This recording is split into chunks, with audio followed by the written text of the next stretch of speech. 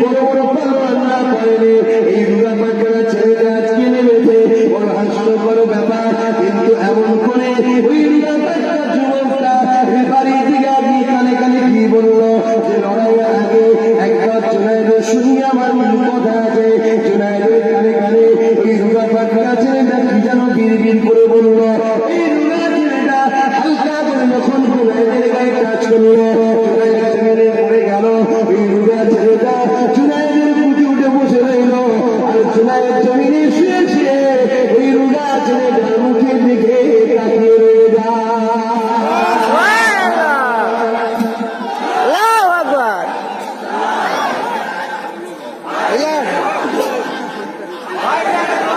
ওই সিনেমাটা দেখুন বাবা, এটা নকল হচ্ছে।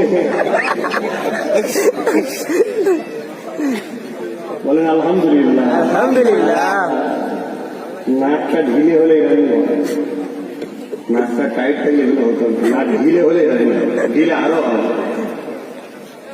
আল্লাহ চাইলে তোরা বেঁচে থাকবি, আমি চলে গেলেও আমার এই কথাটা মিলিয়ে নিবি।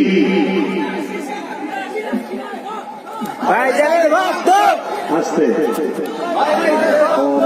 দেখতেও পাচ্ছি না, এটাই প্রমাণ যে আল্লাহ আমার পক্ষে আছেন ইনশাআল্লাহ। কানা ঘোড়া বাচ্চা বাচ্চা ছেলে এরাও ভালো, হয়তো বিক্রি মারবে। কানা ঘোড়া গুলো কিনে জিতা যায়, কথা ঠিকই। কানা ঘোড়া গুলো কিনে জিতা যায়নি, কথা ঠিকই। কিন্তু যিনি জিতা তিনি তো কানা ঘোড়া নয়, তিনি আগেও যেমন ছিলেন আরো কেমন আছে।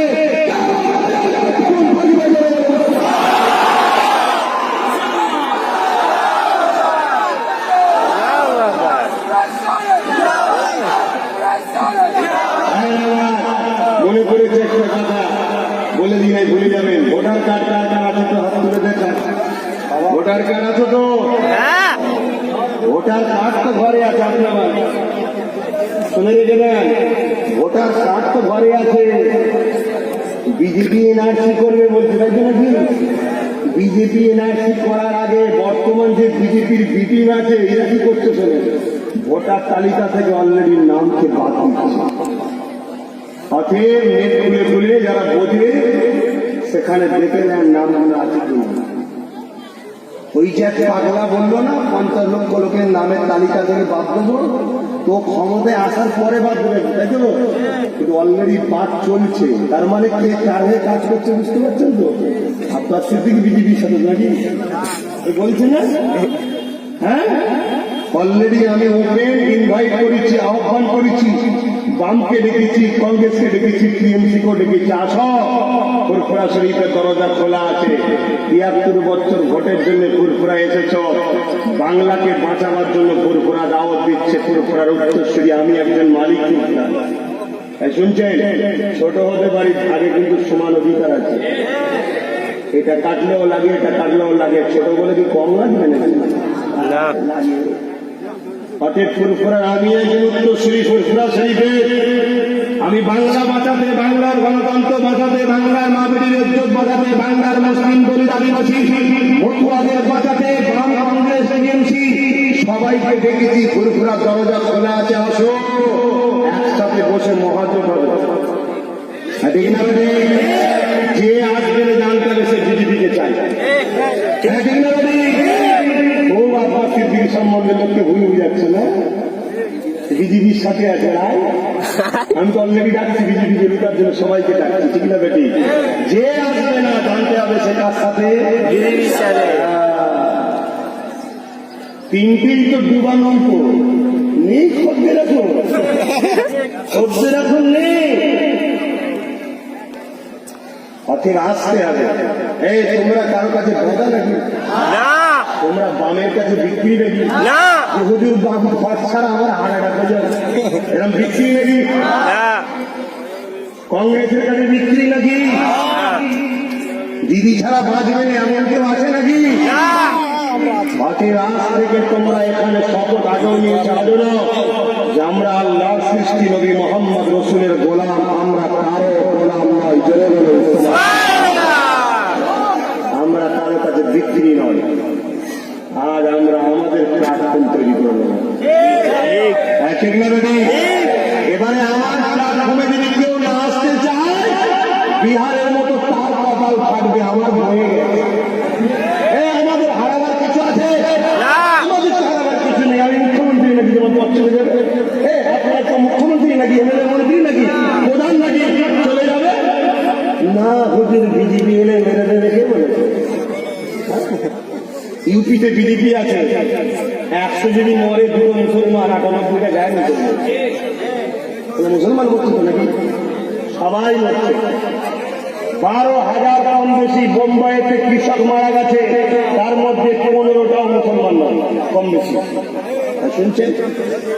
এইটা একটা ভুল মেসেজ আমাদের ঘরে দেওয়া হচ্ছে, যাতে করে আমরা ছোটবেলায় আগেও বলেছি, বাচ্চা মায়ের স্কুল থেকে বেরিয়ে গেলেই যাতে আমার হোমগুলি আছে, ছেলে ধরা আছে, কি বলে না বলে না?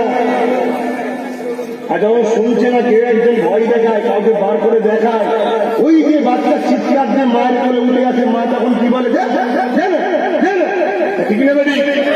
আর বাচ্চা নামে না। তো বিজেপিকে ঠিক ওই ছেলে ধরার মতো হোমগুলির মতো ব্যবহার করা হচ্ছে।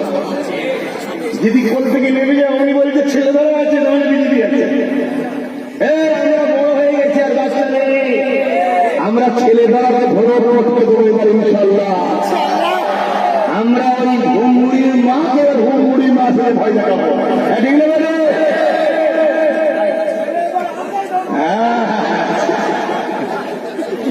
আচ্ছা, আর বাচ্চা নেই, আমরা শুধু ভয় দেখিয়েছি আমাদের। হ্যাঁ যুবক, চলো আজ বলে যাচ্ছি, যারা কাপুরুষ হয়, যারা ভীতু হয়, তারা বারবার মরে। যারা বীর পুরুষ হয় তারা একবার মরে, কিন্তু আমার পর্যন্ত বেঁচে থাকে। জন্য বলে আচ্ছা, কাপুরুষ হবে না বীর পুরুষ। অতএব কে আসছে কে যাচ্ছে, যেমন আমারও দেখার দায়িত্ব আছে। তাই আমি ইনভাইট করেছি বামকে, কংগ্রেসকে, টিএমসিকে, আসুন বিজেপিকে রুখব। যদি তারা না আসতে চায় তাহলে আমার একার মাথায় চাল হয়ে পড়বে, ঠিক না বলি? আমি আমার অঙ্কটা করবো, আর আমার উপর যদি বিশ্বাস রাখে, আমি যেটা চাই তিনি দেন। আমি আপনাদেরকে পীরের বাচ্চা বলে যাচ্ছি, নিরাপদের ওসিলা আমি হব। দেখবো কে আমাদেরকে ছুতে পারে, ইনশাআল্লাহ। মনে রেখে দেবেন, 30,000 যুবক খালি হাতে ঘোড়া নিয়ে বাদশা হারুন রশিদের প্রধান সেনাপতির নেতৃত্বে চীনে 15 লক্ষ জালিমের বিরুদ্ধে লড়াই হয়েছিল। 30,000 বিনা অস্ত্র এই ঘোড়ার যুবক ইমাম রাত্রে ঘরে আল্লাহ জিতিয়েছিল। বলে বলেন, এদের যদি তারা এতই ক্ষমতা থাকতো তাহলে পুরো দেশকে ওদের হাতে, প্রধানমন্ত্রী ওদের, স্বরাষ্ট্রমন্ত্রী ওদের, বিচারপতি ওদের, প্রধান সেনাপতি ওদের, নৌবাহিনী ওদের, 99% মুখ্যমন্ত্রী ওদের, পিএম ওদের, এসপি ওদের, পুলিশ জীবনে ভিডিও ওদের, সব ওদের। 5 লাখ পেরিয়ে দেখ দেখি 50 লাখ তো পরে শুনছেন না? শুনেন নে? বিড়াল যখন বুঝতে পেরে যে আমার যাওয়ার সময় হয়েছে, বিড়াল কোনো জায়গা ধরে না, লাভ মারি দেবেন একটা জায়গা ধরে। কোথা বলেন তো? একদম এই জায়গাটা, এই জায়গাটা লাভ মেরে ধরে ধরে তো যতই মারো, যতই লাগাও, এইটা ছাড়া। আমি কি বুঝাবার বুঝতে পেরেছেন তো? ওদের কাপুরুষ আমরা নয়, আমাদের কথা কাপুরুষ করা হচ্ছে। রোজ রাত্রি তো আমরা ভেবে চিনতে ভাবতে ভাবতে মরে যাচ্ছি। এমনি ওই আমি তো টেনশন করি না, আমি সেই ঘুরে বেড়াচ্ছি না, আমার বডি বেড়াতে না পাহাড় কি আছে, কি হয়েছে? আমার যেদিন যেখানে মরণের টাইম আছে সেখানে মরণ। কথা বুঝে আসছে? যেভাবে আমি ঘুরে বেড়াচ্ছি, যেসব দাদারা রয়েছে বড় বড় মস্তানি করে, বডিগার্ড ছাড়া একটু এলাকার বাইরে যাও না দেখি। বুঝছেন না? কেন পাচ্ছেন ভাই? হ্যাঁ, অন্যায় করে বসে আছে, ভালো কাজ করে আছে, ঠিকই বলছে, ভালো। হ্যাঁ, আমি ধরুন ওই পাড়ায় হিন্দুরা আছে, ধরুন আমি তো হিন্দুদের মেরে এলাম, ভাই আমি নিশ্চিন্তে আর ঘুমোতে পারবো, কিন্তু ওই হিন্দুগুলো নিশ্চিন্তে ঘুমোবে, ঠিক না? ঠিক। আমার ছেলেগুলো মার খেয়ে দেখুন নিশ্চিন্তায় ঘুরছে, নিশ্চিন্তে ঘুমোচ্ছে, কিন্তু যারা মেরেছে তারা তো রোজ দর পাচ্ছে। আমার ছেলে মেয়ে গোটা 10-12 দিন জেল খেটেছে, গোটা 10-12 দিন জেল খেটেছে, বেরিয়ে চলে এসেছে। কিন্তু যারা ঢুকালো তারা কিন্তু রোজ টেনশন, একসাথে ছাড়া বেরোতে পারছে না, বেশি রাত হলে ঘুরঘুর করছে না, ঠিক না বেটি? মার খেলে শান্তি আছে, মারলে শান্তি নেই। অথের বাপ একটু সবর করো, যে ধৈর্যটা ধরে আছো আর একটু ধৈর্য ধরো। যদি চান্স দেয় ওই ঘটনাটা না ঘটতো, আজকে পুরো ভারত কেন বাইরের রাজ্য আব্বাস দেশে আব্বাসকে দীর্ঘ চিনত না। অতএব এটা আল্লাহর খাস দয়া। আল্লাহ ওই রকম কিছু গুন্ডা আরো বেঁচিয়ে রাখুক, মাঝে মাঝে ওদের দ্বারা প্রচার প্রসার হবে। অন্য কেউ দোয়া করেছে অন্য স্টাইলে, আমি দোয়া করলাম অন্য স্টাইলে। কি কত দোয়া পাচ্ছি, হারাম করছে। আরো অনেকজন দোয়া করেছে, আমিও দোয়া করেছি। কি দোয়া? কেন আবু জেহেলের আল্লামা রাসূলুল্লাহ প্রচার করিয়ে দিয়েছে। জোরে বলো আল্লাহর হিকমত বুঝা যাচ্ছে, ঠিক না বেটি? না আমি আসবো আর না এই ঘটনা ঘটবে, আর না এত ব্যাপক ভাবে হবে। তবে বর্তমান নেত্রী যদি ডোবে, দক্ষিণ 24 পরগনা চোরগুলোর জন্যই বেশি ডুবে। কথা বুঝে আসছে?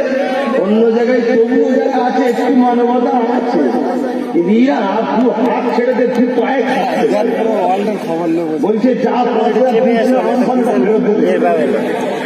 থাকছি না ওইটাও ঠিক আছে। ভারত মানে পৃথিবীর যেখানেই থাকিস না কেন, বিচার তো আমার আল্লাহ করবেই করবে। আল্লাহ যদি কখনো চায় আমরাও একটা একটা করে ইটের হিসাব বুঝে নেব ইনশাআল্লাহ। কথা বুঝে আসছে? তবে আমরা যা কিছু করবো গণতন্ত্র, কেন আমরা দেশদ্রোহী হব না, ঠিক না বেটি? দেশদ্রোহীকে ইসলাম পছন্দ করে না। আমি জুনায়েদের কথাটা একটু বলি। হযরতে জুনায়েদ বাগদাদী বুকে বসে আছে, ছেলেটা রোগা ছেলেটা জুনায়েদ মুখের দিকে চেয়ে আছে। বাচ্চার মাথা রেখে লাল হয়ে গেছে, এটা পালোয়ানের কাছে হাত নিয়ে ধরতে দেবো থাকতো, রোগা পাটটা ছেলের কাছে হেরে গেলে কি না বা তোর বুকেও বসেছিল, তুই একবার ঘুরিয়ে বসতে পারবে না কেন? জুনায়েদ বলছে বুক কেন, যদি ওই ছেলেটা আমার চোখে পা রাখতে চাইতে আমি চোখ দিতে আমার চোখের পা গুলোকে সুরমা বানিয়ে দিতাম। দরবার থেকে বেরিয়ে যাবে।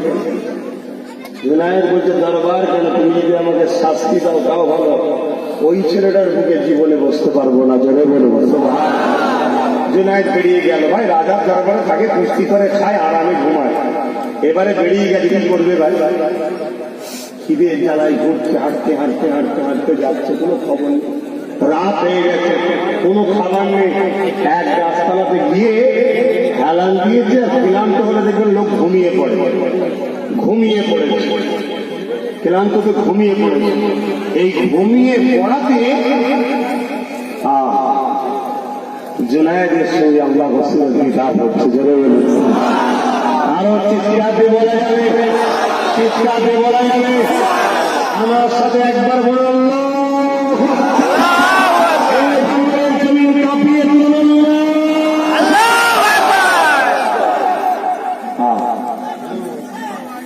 আল্লাহ রাসূল বলছে জুনায়েদ আসতে, ওদেরকে একটু কাজ করতে দেন, ওরা তো আপনাদের উপকার করছে, ওরা তো আপনাদেরই উপকার করছে রে বাবা। হ্যাঁ তুমি কথা না বলে তোমার কাজ করে যাও। তবে একসাথে সবাই বলে আল্লাহ নবী জুনায়েদকে কি বলে,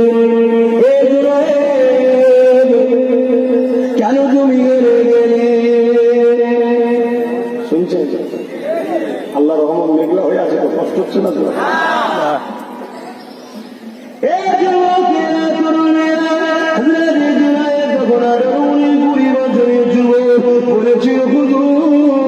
আমি তো আপনার জন্য জীবন দিতে রাজি আছি, আর এই বাচ্চাটা আমার গানে যে বলেছিল যুবকটা, আমি খানদান রাসূল, আমার টাকা চলে না, দান চলে না, আমার ভিক্ষা চলে না, আমার বাচ্চা নিয়ে 3 দিন খেতে পাইনি। তুমি বড় পালবান, তোমার সঙ্গে পারবো না, তুমি ইচ্ছা করে হেরে যাও, পুরস্কারটা আমি পেয়ে যাবো। বাচ্চা